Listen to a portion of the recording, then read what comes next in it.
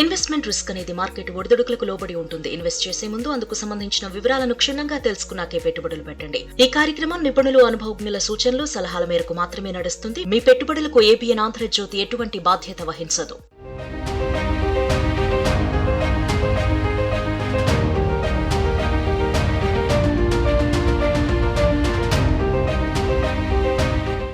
Welcome to money మంత్ర ప్రోగ్రాంలో పోయిన వారం మనం చర్చించిన కార్యక్రమంలోని వివరాల గురించి చాలామంది ఆసక్తి చూపించడం, ఎంతోమంది మమ్మల్ని కాంటాక్ట్ చేయడానికి ప్రయత్నిస్తూ ఉండటం కూడా కనపడుతూ ఉన్నది. అందులో కొంతమంది ఎన్నో రకాలైనటువంటి సందేహాలు వెలువచ్చుతున్నారు, అలాగే కొన్ని డౌట్లు కూడా అడుగుతూ ఉన్నారు. దానితో పాటు వాళ్ళకి తోచినటువంటి ప్రకారం, వారి ఉద్దేశం ప్రకారం ఏది బెస్ట్ ఆప్షనో లేదా మేము చెప్పింది ఎందుకు మంచి ఆప్షన్ కాకపోవచ్చో కూడా వాళ్ళు ఎక్స్ప్రెస్ చేస్తూ ఉన్నారు.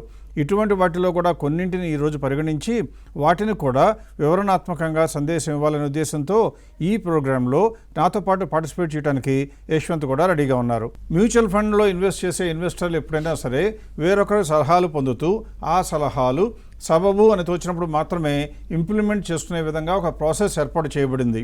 ఆ ప్రాసెస్ గురించి పూర్తి వివరాలు యశ్వంత్ మీకు ఇప్పుడు అందిస్తారు. రైట్ అండి. సో మనం చూస్తూ ఉన్నాం, మనం పోయిన ఎపిసోడ్స్లో కూడా అసలు ప్రాసెస్ కాకుండా ఇన్ జనరల్ అసలు స్ట్రాటజీ ఎలా ఉండాలి, ఏ ఒక్క పలానా మ్యూచువల్ ఫండ్కి ఎక్కువ అసోసియేషన్ ఉండాల్సిన అవసరం ఎందుకు లేదు, అది కూడా ఎందుకు రివ్యూ చేస్తూ రీబ్యాలెన్స్ చేయాల్సిన అవసరం ఎందుకు ఉంది కూడా చూసున్నాం. సో ఇప్పుడు నెక్స్ట్ వచ్చేసి చాలామంది ఓకే సార్, ఇప్పుడు మీరు చెప్పింది what ever the theory is fine, next అసలు ఇంప్లిమెంటేషన్ ప్రాక్టికాలిటీలోకి వచ్చేసరికి అసలు ఎలా ఉంటుంది ఈ అసోసియేషన్, వెదర్ వివేకం ఒక ఆర్ఐ అవ్వచ్చు, వివేకం కాకపోతే వేరే మ్యూచువల్ ఫండ్ డిస్ట్రిబ్యూటర్ అయినా సరే అసలు నా జర్నీ ఎలా ఉండబోతుంది, ఎలా ఉంటుంది అని కొన్ని డౌట్స్ కైండ్ ఆఫ్ ఎక్స్ప్రెస్ చేశారు. సో దాని గురించి కొంచెం క్లారిటీ ఇచ్చే ఉద్దేశంతో కొద్ది గొప్ప వివేకం ఏం చేస్తాము, మనం యాజ్ అ సంస్థ ఏం చేస్తాం, మన ఆర్ఐ ప్రాక్టీస్లో నుంచి ఈ మ్యూచువల్ ఫండ్ ప్రాసెస్ ఎలా ఉంటుందో ఒకసారి ఎగ్జాంపుల్స్తో సహా చూపిస్తాను. సో ఇక్కడ స్క్రీన్ని షేర్ చేస్తూ కొద్ది గొప్ప ఆ స్క్రీన్తో పాటు ఫ్లోని ఫాలో చేస్తూ మీకు ఎక్స్ప్లెయిన్ చేస్తాను. సో ఫస్ట్ వచ్చేసి ఆల్రెడీ మీరు ఎగ్జిస్టింగ్ ఇన్వెస్టరా లేకపోతే ఆల్రెడీ ఇప్పుడు కొత్తగా మ్యూచువల్ ఫండ్స్లో ఇన్వెస్ట్ చేస్తున్నారా అని కైండ్ ఆఫ్ క్లాసిఫికేషన్ తెలుసుకోవాలి. ఎగ్జిస్టింగ్ ఇన్వెస్టర్ అనుకోండి, మనం ఎన్నోసార్లు చెప్తా ఉన్నాం, ఫస్ట్ మన ఫైనాన్షియల్ హెల్త్ ఏదైతే మన పోర్ట్ఫోలియో మన హోల్డింగ్స్ ఉన్నాయో అవి అసలు ఎలా ఉన్నాయి, ఉన్న కైండ్ ఆఫ్ స్కీమ్స్ మంచి స్కీమ్సా లేకపోతే వారిలో కూడా ఎప్రిసియేషన్ కైండ్ ఆఫ్ గ్రోత్ పరంగా మూవ్ అయ్యే అవకాశం ఉన్నాయని చూడాలి. సో ఫస్ట్ వచ్చేసి ఎగ్జిస్టింగ్ ఇన్వెస్టర్ కేస్ నేను కొద్ది గొప్ప ఎక్స్ప్లెయిన్ చేసి లాస్ట్కి వచ్చేసరికి న్యూ ఇన్వెస్టర్కి అయితే ఆ కొన్ని స్టెప్స్ ఏవైతే అడిషనల్గా ఉంటాయో వాటి గురించి చెప్తాను. సో ఎగ్జిస్టింగ్ ఇన్వెస్టర్ అయితే ఫస్ట్ వచ్చేసి హోల్డింగ్స్ లేకపోతే ఇదివరకు చెప్పినట్టు ఈ క్యాష్ స్టేట్మెంట్ కనుక షేర్ చేసినట్లయితే ఉన్న సిచ్యువేషన్ ఏంటి, ఉన్న స్కీమ్స్ ఎలా ఉన్నాయి, వారిలో స్ట్రాంగ్ ఏంటి, వీక్ ఏంటి అని ఐడెంటిఫై చేయొచ్చు. సో యూ కెన్ సెండ్ ఈ క్యాష్ స్టేట్మెంట్ లేకపోతే holding statement in Excel format. ఇది స్టెప్ 1 ఎగ్జిస్టింగ్ ఇన్వెస్టర్ అయితే. ఎలా ఉంటుంది అంటే మీ ఈ క్యాష్ స్టేట్మెంట్ మీకు డిపాజిటరీ నుంచి నెల క్రమం తప్పకుండా మీకు మెయిల్ వస్తూ ఉంటుంది. అది ఎన్ఎస్డిఎల్ కానీ సిడిఎస్ఎల్ కానీ ఎప్పుడైనా సరే ఇన్వెస్ట్ చేస్తుంటే ఆ డిపాజిటరీ నుంచి మీ రిజిస్టర్డ్ ఈమెయిల్ అడ్రస్కి వస్తూ ఉంటుంది. ఆ యొక్క కైండ్ ఆఫ్ స్టేట్మెంట్లో ఈ mutual fund kind of taluka details ఎలా ఉంటాయంటే ఉన్న కైండ్ ఆఫ్ హోల్డింగ్స్ ఏంటి, ఏవి నా దగ్గర ఉన్న స్కీమ్స్, వారిలో ఉన్న యూనిట్స్ ఏంటి, ఆ రోజు నాటికి వాల్యూ ఎంత, ఈ డీటెయిల్స్ అన్నీ కూడా ఈజీగా చెప్పబడతాయి. సో ఈ డీటెయిల్స్ తీసుకుని మనం చేసే నెక్స్ట్ స్టెప్ ఏంటంటే వివేకం ద్వారా ఐడెంటిఫై చేయటం, ఒక్కొక్క స్కీమ్ ఎలాంటిది, మంచిదా కాదా. సింపుల్ క్లాసిఫికేషన్ ఏంటి అంటే హోల్డ్ చేయాలా లేకపోతే స్విచ్ చేసే సమయం వచ్చిందా. సో ఇక్కడ ఈ పలానా క్లయింట్ ఎగ్జాంపుల్ చూస్తే ఈయన షేర్ చేసింది 10 కైండ్ ఆఫ్ స్కీమ్స్, 10 స్కీములు షేర్ చేశారు. వారిలో కేవలం 2 మాత్రమే మా ప్రకారం హోల్డ్ చేయాల్సిన స్కీమ్స్. అవి ఏంటి అంటే Nippon India small cap fund, next వచ్చేసి పరాగ్ పరీక్ ఫ్లెక్సీ క్యాప్. అవి కాకుండా మిగతా ఉన్నవన్నీ కూడా స్విచ్ చేయాల్సిన అవసరం ఉందని మా ఉద్దేశం. సో ఎలా అయితే అనాలిసిస్ రీసెర్చ్ మనం చెప్తా ఉన్నామో, ఎలా అయితే కైండ్ ఆఫ్ ఆ గ్రోత్ ఓరియంటెడ్ మ్యూచువల్ ఫండ్స్ వైపే చూడాలో, ఈ 10 స్కీమ్స్లో ఈ 2 స్కీమ్స్ ఒకటే మంచివి, మిగతా 8 స్విచ్ వర్ది అని కైండ్ ఆఫ్ చెప్పబడుతుంది. నెక్స్ట్ వచ్చేసి ఇప్పుడు మీరు ఎప్పుడైనా సరే ఇన్వెస్ట్ చేస్తున్నట్లయితే ఆల్రెడీ రెగ్యులర్ ప్లాన్స్లో అయినా చేస్తుండొచ్చు, డైరెక్ట్ ప్లాన్స్లో అయినా చేస్తుండొచ్చు. మనం ఆల్రెడీ కవర్ చేసాం. రెగ్యులర్ ప్లాన్స్ అంటే డిస్ట్రిబ్యూటర్కి కొద్దిగా గొప్ప కమిషన్ ఛార్జెస్ కొంచెం ఉంటాయి కాబట్టి ఆ యొక్క రిటర్న్స్ ఆ యొక్క ఎన్ఏవి కూడా కొద్దిగా గొప్ప తక్కువ ఉంటుంది. అదే డైరెక్ట్ ప్లాన్స్ అనుకోండి, ఆ ఛార్జెస్ అన్నీ ఏమి ఉండవు కాబట్టి డైరెక్ట్గా మీరు వెళ్ళిపోయి కైండ్ ఆఫ్ మీరు వితౌట్ ఇంటర్మీడియరీ ఇన్వెస్ట్ చేయొచ్చు.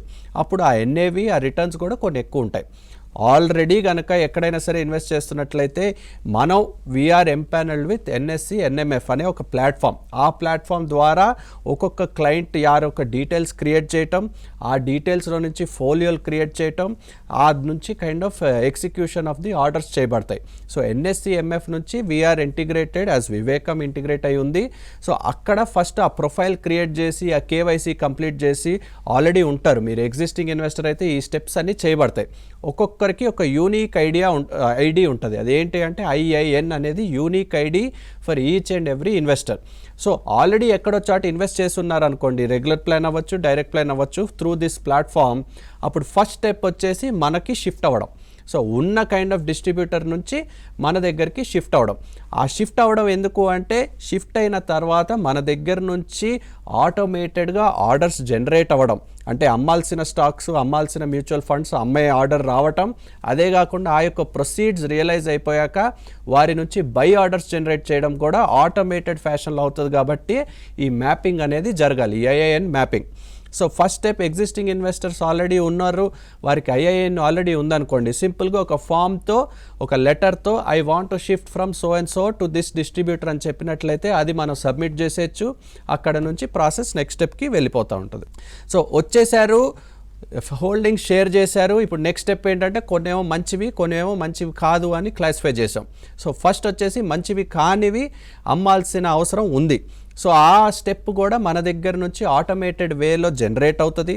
మీకు ఒక ఈమెయిల్ వచ్చింది, ఏది ఈ ఎన్ఎస్సి ఎంఎఫ్ నుంచి మెయిల్ వచ్చి ఇదిగోండి పలానా పీపీఎఫ్ఏఎస్ మ్యూచువల్ ఫండ్లో ఒక పలానా స్కీమ్ అమ్మమంటున్నారు, ఫాలోడ్ బై ఐడిల్ వైస్ మ్యూచువల్ ఫండ్లో ఒక స్కీమ్ అమ్మబడుతున్నారని ఈ ఎగ్జాంపుల్లో చెప్తారు. సో ఈ స్కీమ్స్ వీక్ కాబట్టి మీకు కూడా ఇలాగే ఒక ఈమెయిల్ వచ్చి అక్కడ లాస్ట్కి క్లిక్ హియర్ టు ఆథరైజ్ అని ఉంటుంది. ఆ ఆథరైజ్ కొట్టినట్లయితే అక్కడ నుంచి రిడెంప్షన్ రిక్వెస్ట్ వెళ్ళిపోయింది ప్లాట్ఫామ్లోకి. ఆ కైండ్ ఆఫ్ రిడెంప్షన్ అయిపోయి ప్రొసీడ్స్ కూడా జనరేట్ అయిపోయాక నెక్స్ట్ స్టెప్కి మూవ్ అవుతుంది. సో ఇందాక చెప్పినట్టుగా ఫస్ట్ స్టెప్ వచ్చేసి week kind of schemes identify చేసి వాటిని అమ్మేయడం. నెక్స్ట్ స్టెప్ కొత్త బెటర్ స్కీమ్, టాప్ ర్యాంక్ స్కీమ్స్ని కొనడం. ఇది కూడా ఆటోమేటెడ్గానే ఆ క్యాష్ ఎప్పుడైతే రియలైజ్ అయ్యిద్దో, రిడెంప్షన్ అయిపోయాక ఆ క్యాష్ రియలైజ్ అయ్యాక అది కూడా ఎప్పుడైనా సరే మీ బ్యాంక్ అకౌంట్లోనే ఉంటాయి. కస్టడీ ఆఫ్ ఫండ్స్ లేకపోతే కస్టడీ ఆఫ్ సెక్యూరిటీస్ ఎప్పుడు ఒక అడ్వైజర్ దగ్గర ఉండవు. అవన్నీ కూడా ఎప్పుడైనా సరే క్లయింట్ దగ్గరే ఉంటాయి. సో ఫస్ట్ వచ్చేసి అమ్మేసాం, క్యాష్ వచ్చేసింది. ఇప్పుడు నెక్స్ట్ కొనాల్సిన టాప్ ర్యాంక్ నుంచి టాప్ 1 కానీ టాప్ 2 కానీ టాప్ 3 ఏదో బేస్డ్ ఆన్ ది ఏయుఎం మనం కొంటాం. ఆ కొనేది కూడా ఆర్డర్ అనేది మళ్ళీ జనరేట్ అయ్యిద్ది, మళ్ళీ మీకు ఈమెయిల్ వచ్చింది, లాస్ట్లో మీరు అక్కడ కూడా ఆథరైజ్ చేసి దాన్ని ఎగ్జిక్యూట్ చేయాల్సిన అవసరం ఉంటుంది. ఇది రెగ్యులర్ ప్లాన్స్కి. So deciding between regular plans and direct plans అంటే మనం చెప్తూ ఉంటాం ఎప్పుడైనా సరే డైరెక్ట్ ప్లాన్స్కి వెళ్ళడమే బెటర్. ఎందుకు అంటే ఆ యొక్క ఛార్జెస్ తక్కువ, తద్వారా ఆ యొక్క పర్సంటేజ్ రిటర్ను ఎన్ఏవి కూడా ఎక్కువ ఉంటుంది. సో ఎప్పుడైనా సరే మేము as a advisor we suggest direct plans. But direct plans suggest చేసినందుకు మాకు ఎటువంటి కమిషన్ లేకపోతే ఛార్జెస్ రావు కాబట్టి అడ్వైజరీ ఫీజ్ లెవీ చేస్తాం. అవి ఎలా ఉంటాయంటే కూడా సింపుల్ ట్రాన్స్పరెంట్ వేగానే ఉంటుంది.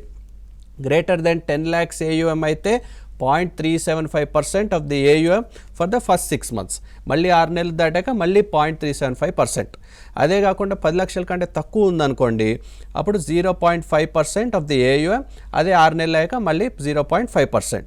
రెగ్యులర్ ప్లాన్సే ఆప్ట్ చేసుకుంటాను, నాకు డైరెక్ట్ ప్లాన్స్ వద్దు, నాకు ఇటువంటి కైండ్ ఆఫ్ ఫీజ్ నాకు కట్టాల్సిన ఇంట్రెస్ట్ లేదు, అవుట్ ఆఫ్ పాకెట్ నాకు కట్టాల్సిన ఇంట్రెస్ట్ లేదు అని కనుక మీరు నిర్ణయించుకున్నట్లయితేనే రెగ్యులర్ ప్లాన్స్ కూడా చేయబడతాయి.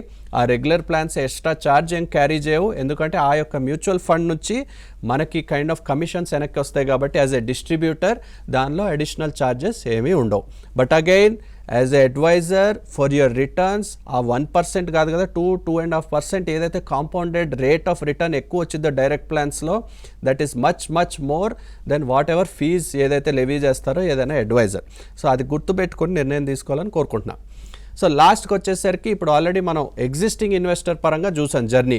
న్యూ ఇన్వెస్టర్ వచ్చేసరికి ఎలాగూ ఈ సెల్లింగ్ అనేది ఉండదు కాబట్టి జస్ట్ ప్యూర్ క్యాష్ నుంచి ఎగ్జిక్యూషన్ చేయాల్సిన అవసరం ఉంటుంది. సో సింపుల్గా ఫస్ట్ మన దగ్గర అసోసియేట్ అవ్వడం అంటే ఒక client service agreement. As a RIA registered investment అడ్వైజర్కి క్లయింట్కి ఎప్పుడైనా సరే అగ్రిమెంటు టర్మ్స్ అండ్ కండిషన్స్ ఉంటాయి, అవి సైన్ చేయాల్సిన అవసరం ఉంటుంది. దాని తర్వాత ఇందాక చెప్పినట్టుగా ఈ IIN అనేది క్రియేట్ చేయాలి ఫర్ ఎవ్రీ న్యూ క్లయింట్. దానిలోనే ఈ KYC కైండ్ ఆఫ్ వెరిఫికేషన్ అన్నీ ఉంటాయి. ఆ స్టెప్స్ కూడా పెద్దవి కాదు. ఇక్కడ రైట్ సైడ్లో కనిపిస్తూ ఉంది. జస్ట్ డాక్యుమెంట్స్ ఏమేం కావాలంటే simple basic documentation, PAN card, soft copy, Aadhaar, so and so forth, ఇలా బేసిక్ డాక్యుమెంటేషన్తో ఈ ఐఐఎన్ అనేది క్రియేట్ చేయొచ్చు.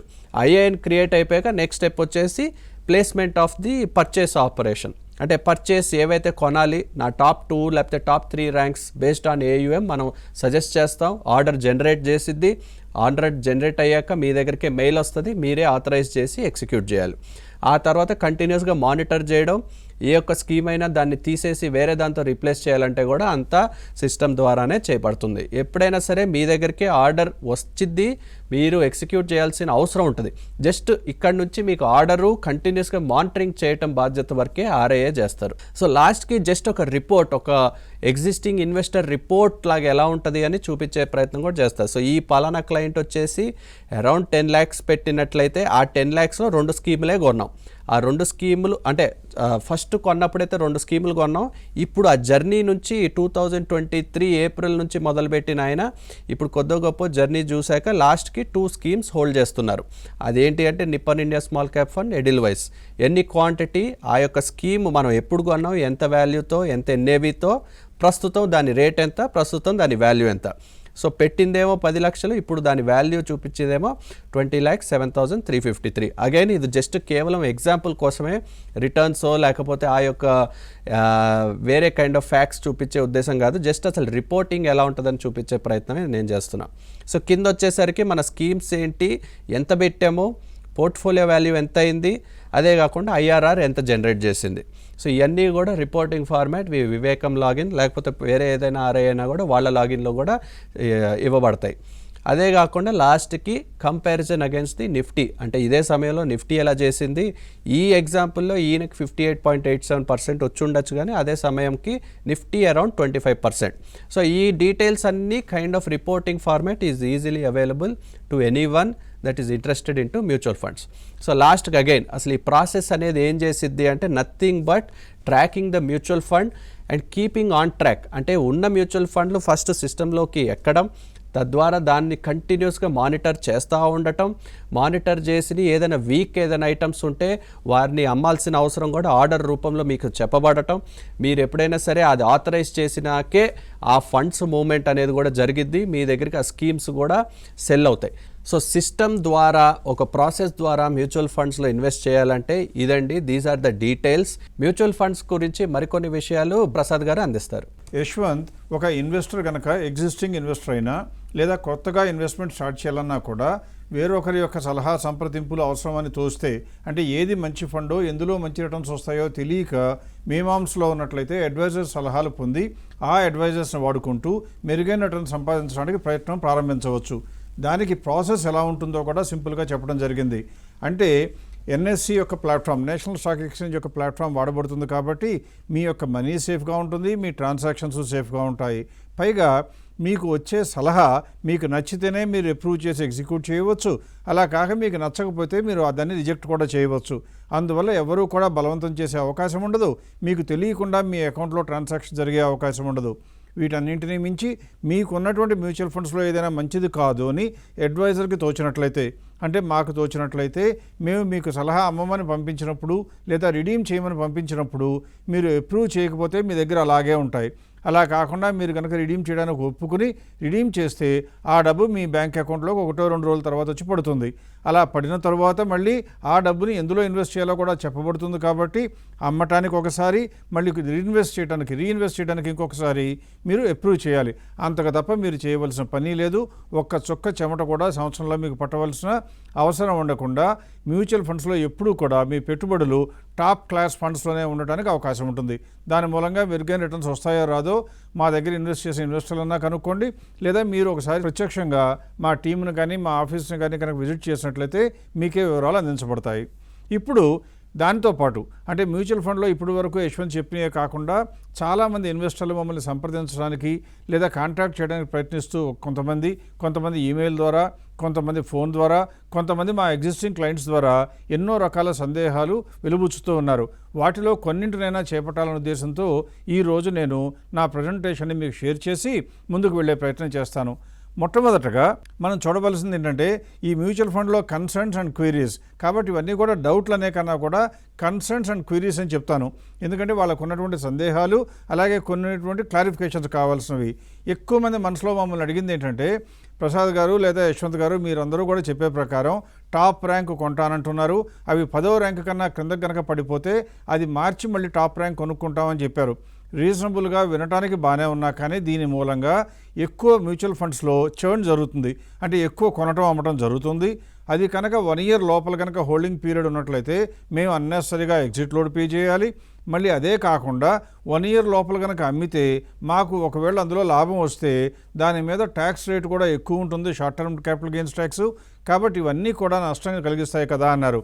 నిజానికి మేము గతంలో మీకు స్టాటిస్టిక్స్ ప్రజెంట్ చేసినప్పుడు షార్ట్ టర్మ్ క్యాపిటల్ గెయిన్స్ అయితే short term capital gains tax, long term capital gains అయితే లాంగ్ టర్మ్ ట్యాక్స్, ఒకవేళ 1 ఇయర్ లోపల ఏదైనా పరిస్థితుల్లో ఎగ్జిట్ కావాల్సి వస్తే ఎగ్జిట్ లోడ్ కూడా పరిగణించే నెట్ రిటర్న్స్ చూపించడం జరిగింది. అయినా కూడా ఇంకొకసారి మీకు ఆ వివరాలు అందించాలనే ఉద్దేశంతో ఈరోజు నేనేం చేస్తున్నానంటే, ఉదాహరణకి అంటే మీరు మొట్టమొదటి ఎక్కువగా ప్రస్తావించినటువంటి ఎగ్జిట్ లోడ్ అన్నారు కాబట్టి దాని గురించి చెప్పే ప్రయత్నం చేస్తున్నాను. ఇక్కడ 2016-07 అంటే 2016 జూలైలో మన లెక్క ప్రకారం టాప్ ఫండ్స్ ఏమున్నాయో టాప్ 3 ఏంటో చూడమని చెప్పాను. చూడమంటే DSP small cap, Aditya Birla Sun Life MNC, HDFC mid cap ఉన్నాయి. కింద మీరు గ్రాఫ్ను చూస్తున్నట్లయితే పైన మీకు సెలెక్ట్ చేయబడింది డిఎస్పి స్మాల్ క్యాప్ కాబట్టి అది 2016-07లో అంటే ఇక్కడెక్కడో సెలెక్ట్ అయితే అది 10వ ర్యాంక్ కన్నా పడిపోవడానికి దాదాపుగా 2023 వరకు చేరింది. అంటే ఎగ్జిట్ లోడ్ వచ్చే అవకాశం ఉందా? లేదు. ఎందువల్ల దాదాపుగా 7 సంవత్సరాల కన్నా ఎక్కువ కాలం అది హోల్డ్ చేయబడింది కాబట్టి ఎగ్జిట్ లోడ్ రాదు. పైగా క్రింద గ్రాఫ్లోనే ఉన్నటువంటి డార్క్ బ్లూ కలర్ కనుక చూసినట్లయితే మనం కొనుక్కునేటప్పుడు దాదాపుగా 35 రూపాయలు ఎంత ఉన్న మ్యూచువల్ ఫండ్ అనేవి ఇప్పుడు దాదాపుగా ఇది మనం అమ్మేటప్పటికి 130కి వచ్చినా కానీ అది ఏమాత్రం కూడా అమ్మబడలేదు. అంటే అర్థమేంటి? కొనుక్కునేటప్పుడు మంచిది కొనుక్కోవటం, అది పెరిగినా పెరుగుతూ ఉన్నా కూడా అలాగే ఉంచుకోవటం. ఎప్పుడైతే దీనికన్నా మెరుగైన ఫండ్స్ మనకు కనపడతాయో అప్పుడు మాత్రమే దీనిలో నుంచి మారటం జరుగుతుంది. అందువల్ల 7 సంవత్సరాలు ఉంది కాబట్టి మీరు చెప్పినటువంటి ఎగ్జిట్ లోడు అలాగే షార్ట్ టర్మ్ క్యాపిటల్ గెయిన్స్ రావు. ఇది ఒక్కదానికైనా నెక్స్ట్ దానికి కూడా చూద్దాం. అలాగే ఆ రోజున చెప్పిన ఆదిత్య బిర్లా సన్ లైఫ్ చూస్తే కూడా మీరు 2016 జూలైలో కొంటే అది ఎప్పుడు వచ్చింది 11th ర్యాంక్కి. ఎందుకని 10th ర్యాంక్ కన్నా తగ్గితే అమ్ముతామని చెప్పాం కాబట్టి 2020లో అంటే అది కూడా 4 సంవత్సరాల 4 నెలల తర్వాత 10th ర్యాంక్ కన్నా పడిపోయింది కాబట్టి అప్పుడు మాత్రమే అమ్మబడింది. అలాగే ఆఖరిలో ఉన్న హెచ్డిఎఫ్సి మిడ్ క్యాప్ కూడా అంటే 2016లో ఉన్నటువంటి స్కీమ్ ప్రకారం చూస్తే ఆ రోజున టాప్ 3rd ర్యాంక్లో ఉంది కాబట్టి అది కూడా మనం ఇన్వెస్ట్ చేస్తే దాన్ని అమ్మటానికి దాదాపుగా 2022 అంటే 6 సంవత్సరాల 1 నెల తర్వాత మాత్రమే అది అమ్మటానికి అవకాశం, అమ్మవలసిన అవసరం ఏర్పడింది. అందువల్ల మీరు అనుకుంటున్నట్లు, భావిస్తున్నట్లు, భయపడుతున్నట్లు ఎగ్జిట్ లోడ్లు లేదా షార్ట్ టర్మ్ క్యాపిటల్ గెయిన్స్ వస్తాయనేటువంటి భయాన్ని వీడవచ్చు. ఎక్కువ మంది ఏమంటారంటే మ్యూచువల్ ఫండ్స్ కొనుక్కున్న తర్వాత వివేకం దగ్గరే ఎందుకు కొనుక్కోవాలి, అడ్వైజర్ దగ్గరే ఎందుకు కొనుక్కోవాలి, మనం కొనుక్కున్నా కూడా మనకు లాభాలు వస్తాయి కదా, వాళ్ళు చెప్తేనే లాభాలు వస్తాయా అంటారు.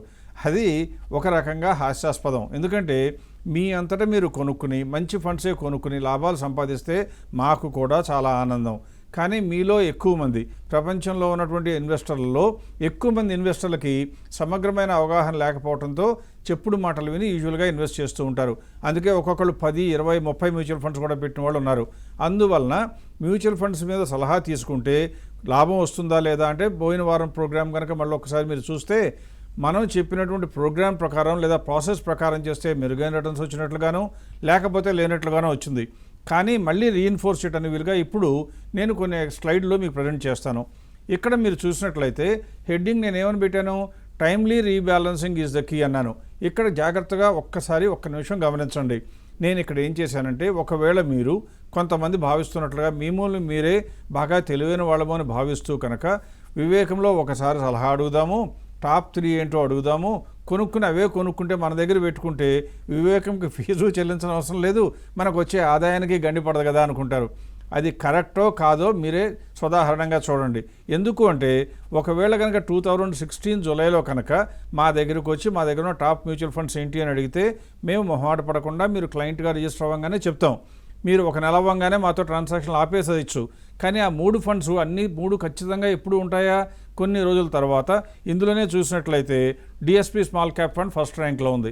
కానీ మీరు ఇంతకుముందు చూశారు 2023 ఏప్రిల్ నాటికి అది స్మాల్ క్యాప్లో ఉన్న టాప్ ఫండ్లో ఉన్నా కూడా ఒకప్పుడు ఫస్ట్ ర్యాంక్ ఉన్నా 10th ర్యాంక్ కన్నా కింద పడిపోయింది. అంటే మార్చవలసిన అవసరం మీరు క్లయింట్ కాకపోతే అది మీకు చెప్పే అవసరం కానీ అవకాశం కానీ మాకు ఉండదు, మార్చాలనే ఆలోచన మీకు రాకపోవచ్చు. అది ఒకటి. పైగా ఇక్కడ మీరు చూసినట్లయితే గ్రాఫ్లో ఇలా ఎవరైనా సరే 1-2తో ఆపకుండా 10 స్కీములు కొంటారు కాబట్టి ఆ 10 స్కీములు కలిపితే 10 ఇయర్స్లో వాళ్ళు సంపాదించగలిగినటువంటి రిటర్న్ ఎంత 15.71. అంటే 2016లో మొదలు పెడితే 2024 ప్రస్తుతం అక్టోబర్లో ఉన్నాం కాబట్టి 8 సంవత్సరాలు అయింది. కాబట్టి 8 సంవత్సరాలటనే 10 సంవత్సరాలు కూడా వేయటం జరిగింది. అక్కడ 15.71 వస్తే ప్రాసెస్ ప్రకారం చేస్తే 16.96. ఇక్కడ ఇది ఒక్కటే గుర్తుంచుకోండి. అంటే మనం కొనుక్కుని అట్టు పెట్టుకుంటే వచ్చిన రిటర్న్ కన్నా కూడా ప్రాసెస్లో కొద్దిగా బెటర్ రిటర్న్స్ వచ్చాయి. ఎంత కొద్దిగా 1%. ఇప్పుడు ఇంకొక రోజు కూడా చూద్దాం. అలాగే 2017 సెప్టెంబర్లో చూసినట్లయితే ప్రాసెస్ ప్రకారం 1576 అయితే మనకి 16.73.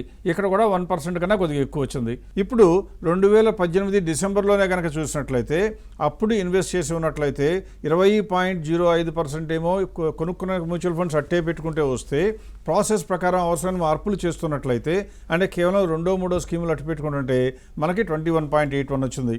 ఇప్పుడు ఆ తర్వాత ఇంకొక రోజు కూడా చూడటం మంచిది. 2020లో కోవిడ్ పీక్ ఉన్న పీరియడ్లో కనుక స్టార్ట్ చేస్తే అప్పటి నుంచి మార్కెట్ ఎదురే లేకుండా పెరిగిపోయింది కాబట్టి ఎంత రిటర్న్ వచ్చింది? మీ అంతటా మీరు మ్యూచువల్ ఫండ్స్ కొనుక్కుంటే కూడా 27% వచ్చింది. కానీ ప్రాసెస్ ప్రకారం చేస్తే ఎంత వచ్చేది? 31.34. అంటే దాదాపుగా 4% అదనంగా వచ్చేది. డైరెక్ట్ ప్లాన్స్లో కనుక మీరు ఇన్వెస్ట్ చేస్తే ఇప్పటి వరకు మనం చూసిన రిటర్న్స్ కన్నా 1.5 to 2% ఎక్కువ వస్తుంది లాంగ్ టర్మ్లో. అది కూడా మీకే వస్తుంది. ఫీజు పే చేయవలసి వస్తుంది 0.375 0.75% పర్ ఇయర్. కానీ మీకు వచ్చే రిటర్న్ ఎక్కువ. ఇప్పుడు ఇంకొక విషయం కూడా మనం గమనించాలి. ఎందుకు ఫీజు పే చేయాలి అంటే మొట్టమొదట ప్రతిసారి కూడా మీకు మామూలుగా మీరు ఇన్వెస్ట్ చేసుకుంటే దానికన్నా ఎక్కువ సంపాదించే మార్గాలు చూపించగలుగుతున్నాం ఒకటి. రెండవది డైరెక్ట్ ప్లాన్సే ఇన్వెస్ట్ చేస్తాం కాబట్టి మీకు తెలియకుండా మీ తాలూకా మేము డబ్బులు ఎవరి దగ్గర నుంచి స్వీకరించడానికి మనస్కరించము కాబట్టి. రెండవది మేము ఫీజు ఎలాగూ ఛార్జ్ చేస్తాం కాబట్టి అందులో మీకు మాకు మధ్యన కమర్షియల్ రిలేషన్షిప్ విత్ రెస్పాన్సిబిలిటీ కూడా ఉంటుంది. తర్వాత ఒకవేళ మీలో ఎవరైనా కనుక రెగ్యులర్ ప్లాన్స్లోనే ఉంచుకుంటాం సార్ అంటే నిరభ్యంతరంగా ఉంచుకోవచ్చు. మాకు ఇష్టం లేకపోయినా మీరు మాకు ఒక్క నయా పైసా చెల్లించనక్కర్లేదు. ఎందుకంటే మీ తరఫున మ్యూచువల్ ఫండ్స్ చెల్లిస్తుంది కాబట్టి. ఇక ఆఖరిగా మీరు డైరెక్ట్ ప్లాన్స్లో ఇన్వెస్ట్ చేస్తే ఇంకా 1.5-2% ఎక్కువ వస్తుంది అని చెప్పాను. Small percentage of extra gains. మాతో కొంతమంది ఆర్గ్యూ చేస్తూ ఉంటారు, ప్రసాద్ గారు మీరు చెప్పిన దాని ప్రకారం 1.5-2% కదా ఎక్స్ట్రా వస్తుంది, మేము కొనుక్కుంటే కదా అంటారు. ఆ 1.5-2% ఎంత తేడా వస్తుందో లాంగ్ టర్మ్లో తెలిస్తే మీరు వెంటనే అటువంటి ఆలోచన మానుకుంటారు. ఇప్పుడు మీరు స్క్రీన్ మీద కనుక చూసినట్లయితే అందులో పైన రెడ్ కలర్లో నేను ఏం చేశానంటే ఒకవేళ మీరే కనుక ఇన్వెస్ట్ చేస్తే 12% రిటర్న్ వచ్చిందనుకోండి, 12% పర్ ఇయర్ చొప్పున. దానికన్నా మేము చెప్పిన దాని మూలంగా డైరెక్ట్ ప్లాన్స్ మూలంగా అడ్వైజర్ మూలంగా ఒక 2% అదనంగా సంపాదించారనుకోండి.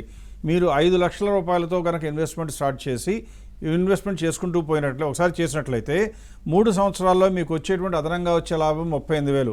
పెద్దగా కనబడటం లేదు, బికాజ్ ఓన్లీ 7% ఓవర్ 3 ఇయర్స్ కదా అనుకుంటారు. కానీ 25 ఏళ్ళకి వచ్చేటప్పుడు 2% మూలంగా మీకు ఎంత లాభం వచ్చింది? 47 లక్షల రూపాయలు అదనంగా వచ్చే లాభం మీరు కోల్పోతారు. మీ అంతటా మీరే కొనుక్కుని అట్టే పెట్టుకుంటే ఒక మార్గం. రెండవది ఇది 12% సంపాదిస్తే మ్యూచువల్ ఫండ్లో ఒకవేళ మీరు కొన్న మ్యూచువల్ ఫండ్స్ మంచివి అయ్యి ఉండి అప్పుడు ఇది కనుక 18% సంపాదించాయనుకోండి, అప్పుడు వేరొక అడ్వైజర్ మూలంగా ఇంకొక 2% అదనంగా సంపాదిస్తే అదే సమయానికి అంటే 25 సంవత్సరాలకి మీరు ఎంత నష్టపోయినట్టు? మీరు పెట్టిన 5 లక్షల మీద మీరు నష్టపోయిన మొత్తమే 1,63,00,000. ఇండైరెక్ట్గా చెప్పాలి అంటే 32 రెట్లు. దీన్ని బట్టి మనకు అర్థమయ్యేది ఏంటంటే ఎవరైనా సరే ఇంత ఫీజు చెల్లించడానికి భయపడుతూ లేదా బాధపడుతూ, అంటే ఎక్కువ మంది మన మధ్యతరగతి మనసులో ఉండేటువంటి భాష్యం ఏంటంటే మనం మిగుల్చుకున్నదే మనకి మిగులుతుంది అనుకుంటారు. అది ఎప్పుడు అంటే మనకి తెలివి తక్కువ వాళ్ళకి, జ్ఞానం లేని వాళ్ళ దగ్గరికి వెళ్ళి సలహా అడిగితే జరుగుతుంది. కానీ కొద్దో గొప్ప ఇన్ఫర్మేషన్ ప్రాసెస్ చేయగలిగిన వాళ్ళు, తెలివైనటువంటి ప్రాసెస్ని ఇంప్లిమెంట్ చేసి ఎంతోమందికి ఉపయోగపడుతున్న వాళ్ళ దగ్గరికి వెళ్ళినప్పుడు ఇంత ఫీజు సేవ్ చేసుకుని ఇంత లాభం పోగొట్టుకోవటం ఎంతవరకు విఘ్నతో మనకు మనమే అర్థం చేసుకోవాలి. కాబట్టి నేను చెప్పేది ఏంటంటే ఎక్కువ మంది ఇన్వెస్టర్ల అవగాహన లోపం. అన్నింటికన్నా ముందు పొరుగున ఉన్నవారు ఎందుకు అనవసరంగా ఫీజు చెల్లిస్తావు అనగానే వెంటనే కూడా రియాక్ట్ అయిపోయి ఆగిపోవటం. అలా జరగకుండా మీరు ఇప్పటికైనా కన్సిడర్ చేసి, ఇప్పటికీ మీకు సందేహాలుంటే నిరభ్యంతరంగా మీరు కావాల్సినప్పుడు ఆఫీస్ని విజిట్ చేసి లేదా మా టీముని ఫోన్లో సంప్రదించి అన్ని వివరాలు తెలుసుకున్న తర్వాత మీ భవిష్యత్తు కోసం, మీ పిల్లల భవిష్యత్తు కోసం మేలైన నిర్ణయం తీసుకోండి. ఇటువంటి అవకాశాలన్నీ కూడా మీ ముంగిటకి చేరవేయాలనే ఉద్దేశంతో ఒంగోలుకి మా టీము ఖచ్చితంగా 2 రోజులు ఉండబోతుంది. అక్టోబర్ 19th and 20th అక్టోబర్లో వస్తుంది. కాబట్టి మీలో ఎవరైనా సరే ప్రత్యక్షంగా కలిసి అనేక డౌట్లను కనుక క్లారిఫై చేసుకోవాలి అనుకున్నట్లయితే మా టీముని సంప్రదించినట్లయితే మీకు ఖచ్చితంగా ఒక టైం స్లాట్ అలాట్ చేసి మీతోనే వ్యక్తిగతంగా ఒక మనిషి పర్టికులర్గా 100% టైము మీకే స్పెండ్ చేస్తూ కనీసం అరగంట మీతో ఖర్చు చేస్తారు. కాబట్టి మీకున్న అన్ని సందేహాలు కూడా నివృత్తి చేసుకోవడానికి అవకాశం ఉంటుంది. రాబోయే రోజుల్లో మరిన్ని ప్రదేశాలకు కూడా మేము వచ్చే ప్రయత్నం చేస్తాం. కాబట్టి మనం అందరం కలిపి మెరుగైన ఇన్వెస్ట్మెంట్ క్లైమేట్ని క్రియేట్ చేసుకుందాం, మెరుగైన లాభాలు సంపాదించి భవిష్యత్తుకి రాచబాట వేసుకుందాం అనే తలంపుతో ఈ ప్రోగ్రాం ఈరోజు ముగిస్తున్నాను. వచ్చే వారం మరిన్ని విశేషాలతో మీ ముందుకు వచ్చే ప్రయత్నం చేస్తాం. నమస్తే.